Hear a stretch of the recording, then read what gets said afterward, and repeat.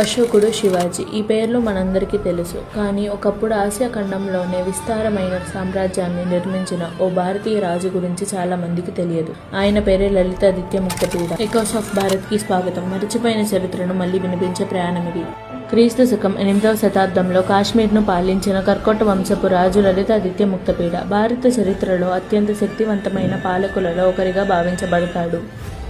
ఉత్తర భారతం నుంచి మధ్య ఆసియా ప్రాంతాల వరకు తన ప్రభావాన్ని విస్తరించాడని చారిత్రక గ్రంథాలు పేర్కొంటున్నాయి. ఆయన యుద్ధాలలో మాత్రమే కాదు, కళా, సంస్కృతి, వాణిజ్యం, దేవాలయాల నిర్మాణాలలో కూడా విశేషంగా కృషి చేశాడు.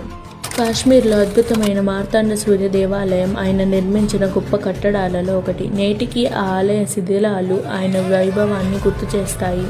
అయితే ఇంతటి శక్తివంతమైన రాజు గురించి మన పుస్తకాలలో ఎందుకు చాలా తక్కువగా చదువుతాం? చరిత్రలోని అనేక ప్రాంతీయ రాజ్యాల కథలు కాలక్రమేణా మరుగున పడిపోతున్నాయి. అందుకే ఆయన పేరు నేడు చాలా మందికి అపరిచితంగా మారింది. ఈయన గురించి 12వ శతాబ్దంలో రాజతరంగిణి అనే పుస్తకంలో కలహాన అనే రచయిత రచించారు. తరువాతి ఎపిసోడ్లో మరో మరిచిపోయిన భారతీయ కథతో కలుద్దాం. ధన్యవాదాలు.